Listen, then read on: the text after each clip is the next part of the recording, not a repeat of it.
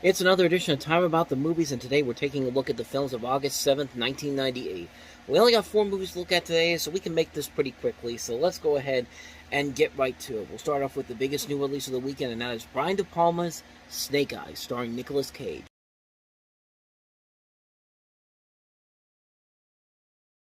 This is one of those movies where you feel like they have a good idea to it, but it takes a couple films that are similar to this that come later down the road to really get the full advantage of what they were trying to accomplish here. You have Nicolas Cage as a detective. He's investigating a political assassination at a boxing match in Atlantic City, and you've got all these different witnesses, including this Navy commander played by Gary Sinise. Carla Gugino's a victim, a suspect in this, not a victim. John Hurd, Kevin Dunn, Luis Guzman. You're supposed to follow along with the film, and the movie that I keep thinking back to is a film they did 10 years later called Vantage Point, where I feel like they did that a little bit better there. I think that was a much better movie than what they were trying to do here. I give them credit, though, for trying to do something a little bit different and something unique in its style and the way that it's presented.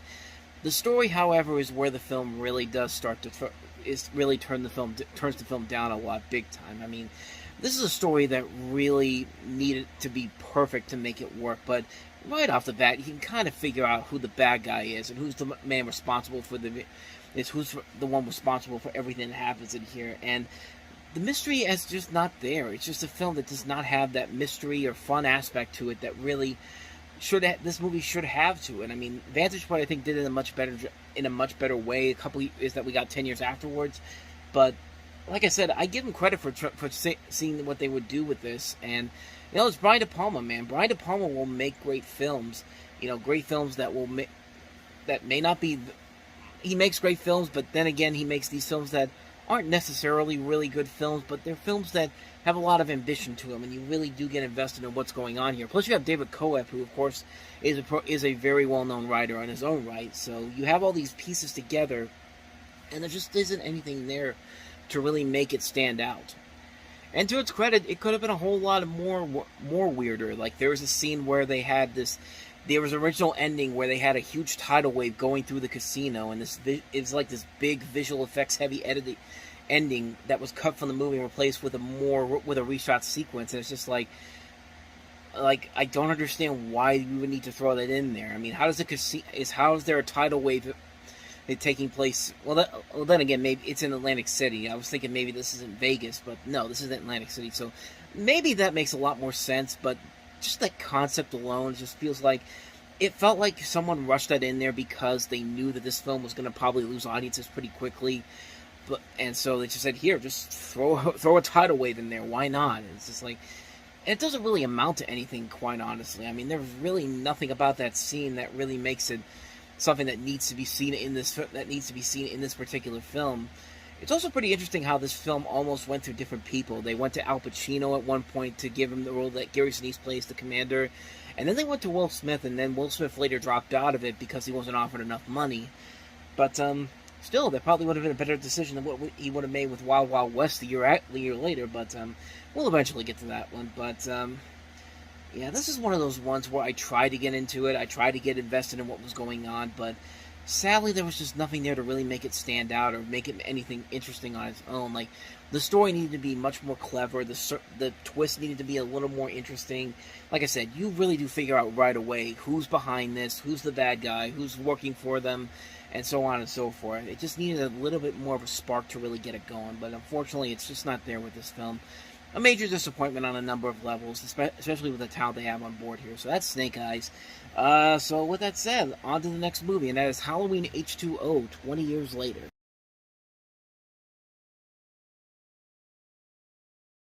Yes, Halloween H2O, the sequel that basically tells you to forget everything that happened after Halloween 2.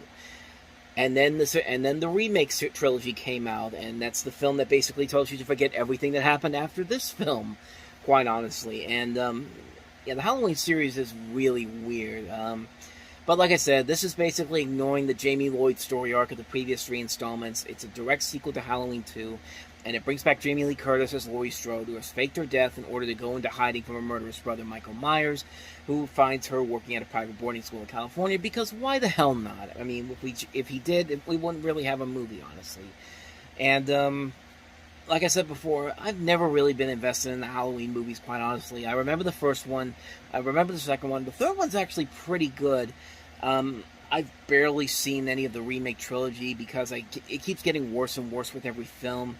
And I've never seen the Rob Zombie movies, and for good reason. So, but what do I want to say here? But yeah, I wish I could say some more about this one. But I guess to this film's credit, it is supposedly the best of the Halloween sequels, and I don't know. I'd still say Halloween 2 and Halloween 3 make more sense than or at least somewhat more enjoyable than the other ones are. But this one is actually not that bad. It does a good job of bringing Michael and Jamie Lee Curtis back into play here.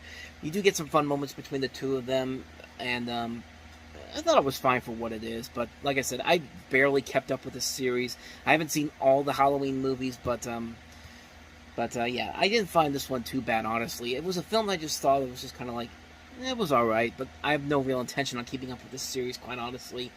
But yeah, not much more I can say about that one. Halloween H2O 20 years later. So with that said, on to the next movie, and that is Safe Men.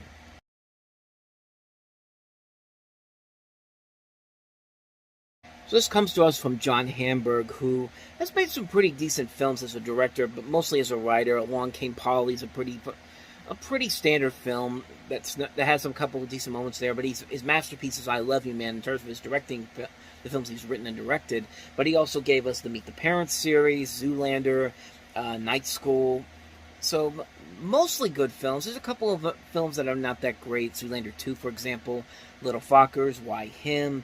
I've actually never seen Me Time, so I don't know if that's any good or not, but here you have Sam Rockwell and Steve Zahn playing in a pair of aspiring lounge singers who are mistaken for ace safecrackers, and you have Harvey Fierstein, Michael Lerner, and Paul Giamatti among the cast in here, and this is one I've never really seen, quite honestly. I've seen maybe a little bit of it here and there. I know there was a DVD they put out a long time ago, and you always used to see that at stores for a long period of time, but I've never seen the film itself, so I don't really know if the film is any good or not. I'm guessing it probably isn't, but like I said, John Hamburg has moved on to has become more of a prolific writer and director with the films he's made afterwards. But there's at least, from the little bits I saw in this trailer, there is a little bit of a vibe of Bottle Rocket from Wes Anderson, like he was trying to be like his own Wes Anderson type of person with the film, but I don't know. There wasn't really a whole lot of laughs from the trailers I saw from it, so it's probably not a film I'd really want to check out at some point, but I don't know. Might be something just for the cast alone, but yeah. Not much more to say about that one, and not much more to say about our last movie here, First Love, Last Rites.